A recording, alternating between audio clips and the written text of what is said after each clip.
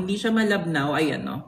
Hindi siya malabnaw. Ayan, hindi siya malabnaw. Kitang-kita nyo. Niacinamide, alpha-arbutin. Para ka nagpapahid ng alpha-arbutin, ng arbutin sa katawan mo.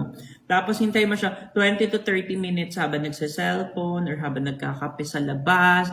Ganyan. Ang ganda nito, may niacinamide siya, alpha-arbutin. Meron din siyang glutathione. Meron din siyang, ang tawag dito, ayun, vitamin E, mineral oil, meron din siya, may glycolic. Basta ito, hindi ka agad siya mamamalat, ibababad mo siya, mas mararamdaman mo yung effect on your third babad, on your fourth babad, fifth babad. Hindi mo kaagad makikita sa isang panlawan, syempre mapapansin mo, malambot yung skin mo. Pero yung micropeeling, mararamdaman mo yan on your third babad, fifth babad.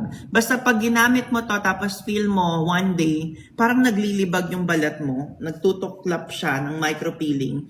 Yun po ang tinatawag na micropeeling. Yun ang maganda, after few days, mapapansin mo may pamamalat din yung skin mo sa mga areas na maraming dead skin or dry skin, magbango talaga. Thank you, Ma'am Evelyn. 2 to 3 times a week, pwede up to 4 times, depende sa sipag mo. So again, yung bleaching cream natin, it's made with arbutin. Ayan o, nakalagay mismo alpha-arbutin, vitamin E, mineral oil, and guys, napakaganda ng consistency.